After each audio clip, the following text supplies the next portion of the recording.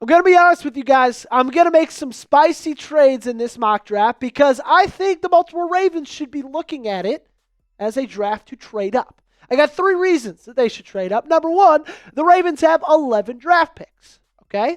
And then you look at number 2, they only have a few spots that need starters. It's an incredibly deep team right now. John Harbaugh just said about a week and a half ago, he believes this team can go out and play right now. So you don't need that many starters. You only have to fill a few holes. And then point number 3, I'm just going to go back to point number 1 and tell you we have 11 freaking draft picks. That's a lot. 2 fourth rounders, 4th in the 6th round. You know what I see when I see those selections? I see trade assets to move up, to go make a splash, and to get a little bit of better talent in the 1st and the 2nd round.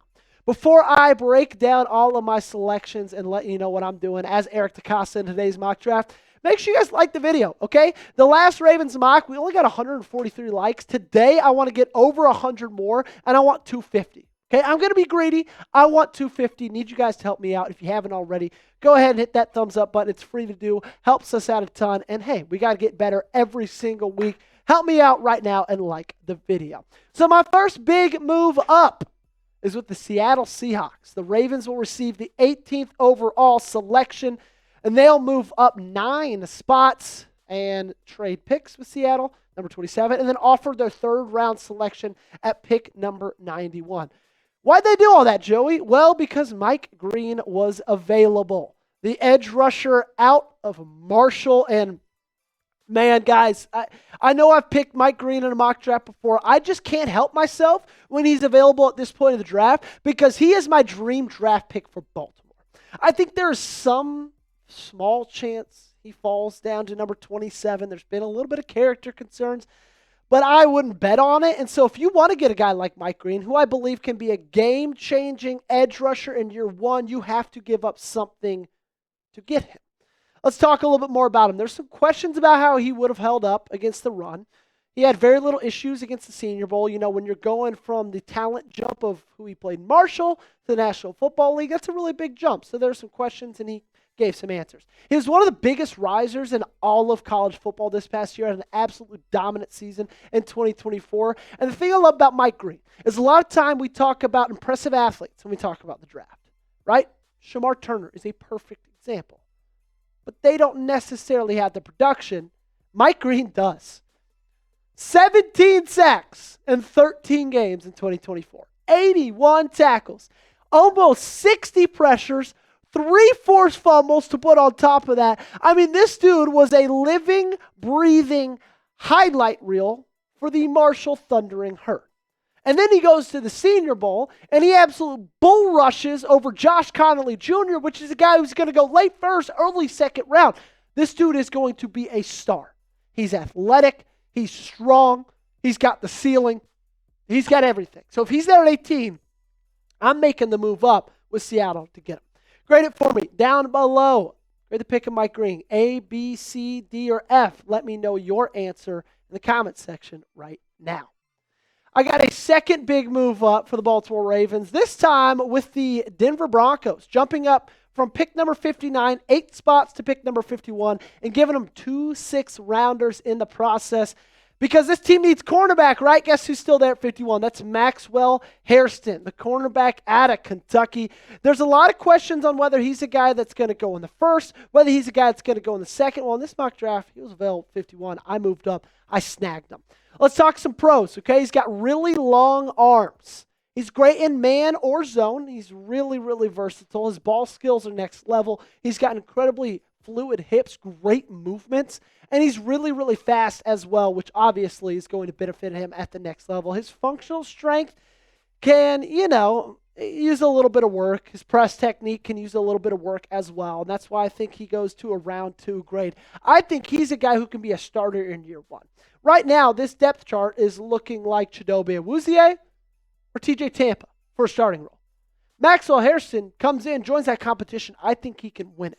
He tested out of the charts at the combine, 9.60 relative athletic score. His 40-yard dash was a 4.28, was in the 9.99 range. His vertical jump was almost 40 inches. His broad jump was a little bit over 10 feet. This dude's a freak, okay? And if you get him in this cornerback room with a Marlon Humphrey, with a Nate Wiggins, I know those are two really young guys in Nate and Maxwell. I think they could be the future of the secondary for this team.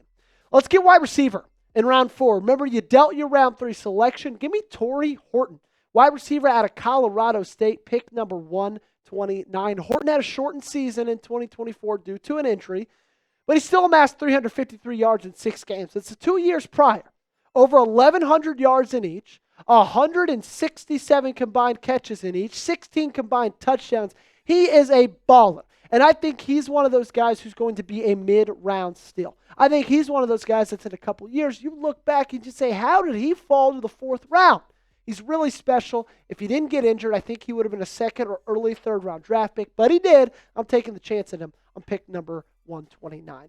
Let's stay in the 4th round, shall we? Saivion Jones, edge rusher out of LSU, pick number 136. This is a guy who's not getting a lot of talk, okay? Now, he was on the same team as Braden Swinson, who tested a little bit better, had a little bit better statistics out of LSU this past year, but I still think he can be a star in this league.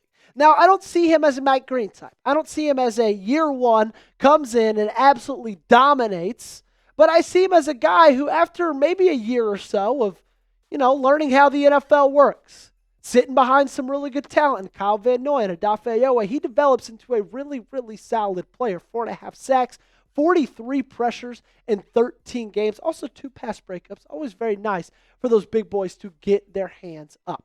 So coming up, I got the final 4 selections in this draft. Stick around. There's some really good ones. I don't want to be biased, but hey, I'm the one who made them. Before that, if you guys want to make a good selection, go ahead and select our friends over at PrizePicks, because springtime is here and baseball season is officially underway.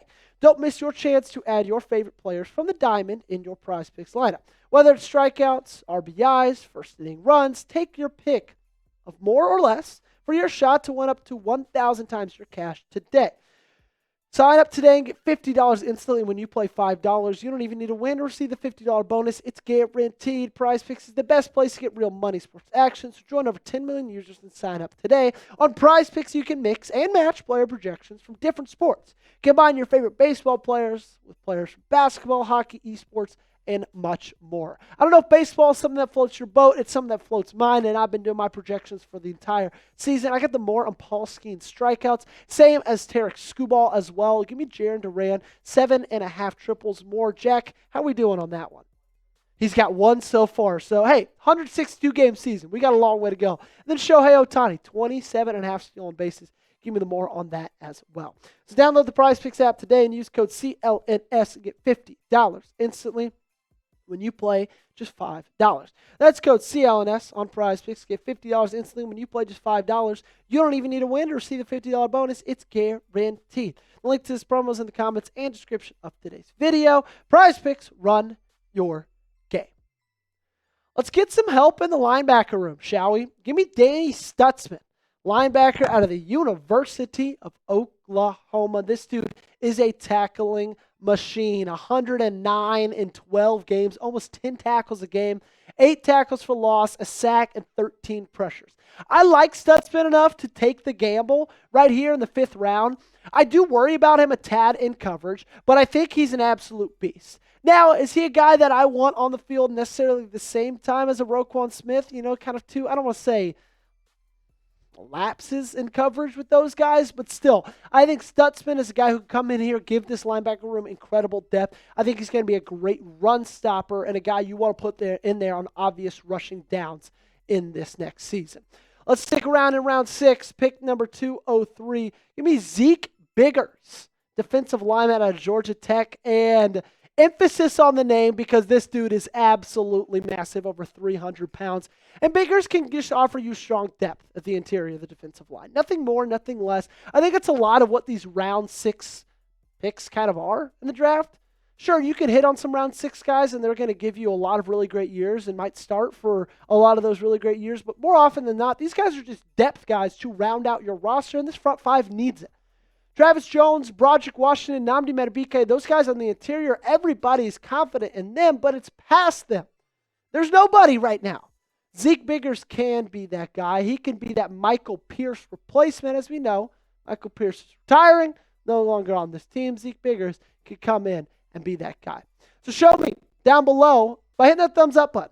Do you think this D-line needs depth? If you think they do, go ahead and like the video. I think it. Curious if you guys feel the same way. The third and final 6th-round pick of this mock draft, Jake Majors, offensive lineman out of the University of Texas, pick number 210. This is a guy who played pretty much his entire career, and not pretty much about it, his entire career at the center position. Obviously, Tyler Linderbaum is in this system. I think he's a guy that shifts over to guard, either on the right or left side, and I think he can be a starter in year 2. I really do. What I love about him is that he's got so many snaps and so much depth and so much just life under his belt.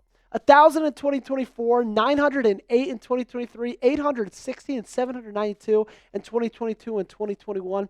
When Coach Sark wanted to change the culture of Texas, he did it by changing the way he recruited in the trenches and the offensive line, the defensive line. That started with Jake Majors in 2020, and he's been there to see it all the way through. I think he'd be a great selection in round 6. Let's round this one out with a little bit of a flyer.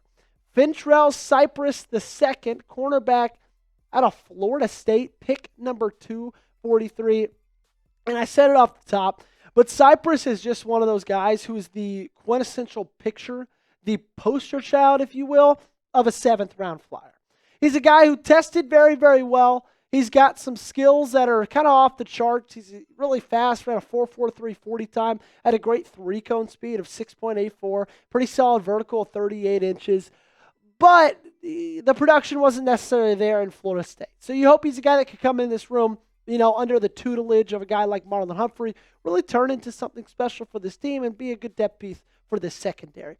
Rate this mock draft for me. Scale 1 to 10 in the comment section down below. 1, it sucked. 10, it was perfect. You let me know your answer right now. As always, do appreciate every single one of you guys for tuning in, watching these mock drafts. I love doing them. I'm going to be so sad when the draft is over in about a week and 4 or 5 days. I cannot wait for it. It's going to be a lot of fun, but man, these will end for me, which is a bummer. Make sure you guys subscribe. Join us for the best coverage you're going to find right here on YouTube.